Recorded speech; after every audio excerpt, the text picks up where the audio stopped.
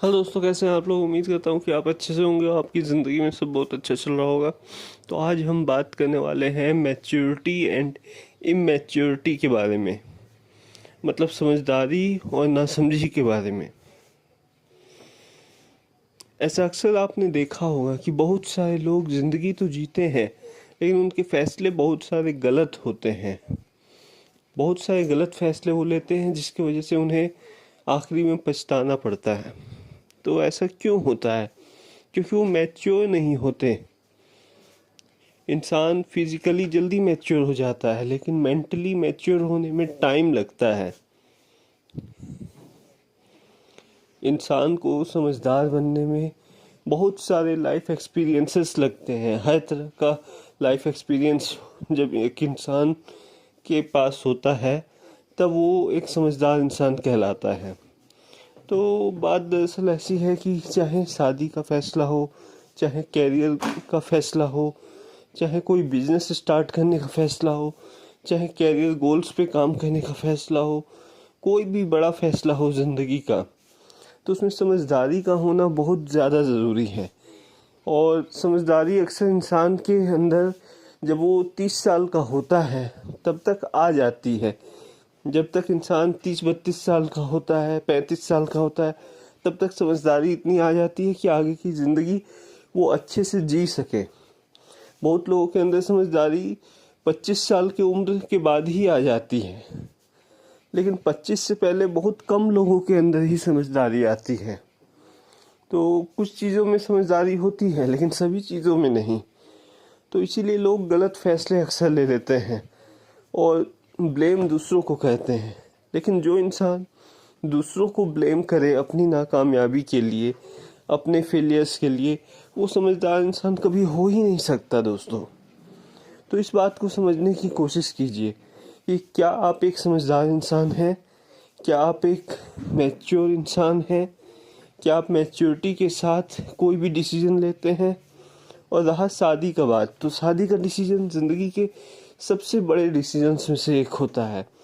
तो ऐसे में आपको चाहिए कि आप सही फैसला करें, सही पार्टनर का चुनाव करें, सही लाइफ पार्टनर चुनें अपने लिए, क्योंकि आपको पूरी ज़िंदगी शेयर करनी है अपने एक इंसान के साथ। तो इंसान का सही होना ज़रूरी है आपके लिए। तो इसलिए कोशिश कीजिए कि हर एक पहलू पे इंसान जो आपके लिए सही खरा उतरे, उस इंसान के साथ अपनी लाइफ को शेयर करने का फ़ैसला लीजिए। उस इंसान को अपना लाइफ पार्टनर बनाने का फ़ैसला लीजिए। तो हो सकता है कि अगर आपके 10 पॉइंट्स हैं कि ये 10 पॉइंट्स पे आपका लाइफ पार्टनर सही उतरना चाहिए, तो हो सकता है 10 में से किसी को आप 5 पॉइंट्स दे पाएँ, किसी को 6 पॉइंट, किसी को 7, किसी को 8, किसी को 9 और किसी को 10 में 10। लेकिन ज़रूरी नहीं कि जो 10 आउट ऑफ 10 पॉइंट्स पे खरा उतरे वो आपके लिए परफेक्ट लाइफ पार्टनर हो। कभी कभी 5 आउट ऑफ 10 वाला परफेक्ट लाइफ पार्टनर आपके लिए हो सकता है। तो परफेक्ट लाइफ पार्टनर की खोज में बहुत परेशान होना पड़ता है। तो इसलिए अच्छे से सोच समझ के फैसला लें कि परफेक्ट लाइफ पार्टनर कैसा होना चाहिए आपके लिए। आप एक इंसान में क्या खोजते हैं सबसे ज़्यादा?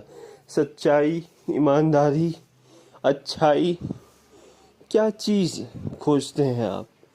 क्या वो रिलीजियस हो ये खोजते हैं, या फिर आप ये खोजते हैं कि आपका लाइफ पार्टनर एक अच्छा इंसान हो, वो सबकी मदद करने वाला हो, ये खोजते हैं?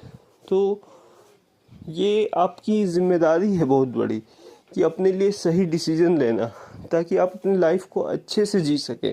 क्योंकि एक गलत डिसीजन आपकी पूरी लाइफ बर्बाद कर सकता है। इसलिए सही डिसीजन लें हमेशा।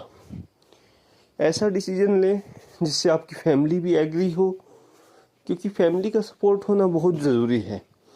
फैमिली सबसे पहले आती है दोस्तों। इंग्लिश में एक कहावत है, फैमिली कम्स फर्स्ट। तो यही कहना चाहूँगा, फैमिली आपकी एग्री होना बहुत ज़रूरी है, ख़ास तौर से आपके कैरियर के मामले में, आपके मैरिज के मामले में। क्योंकि यही दो चीज़ें होती हैं दोस्तों जो आपकी फैमिली का सपोर्ट जहाँ सबसे ज़्यादा लगता है। तो मैं बस इतना ही कहना चाहूँगा कि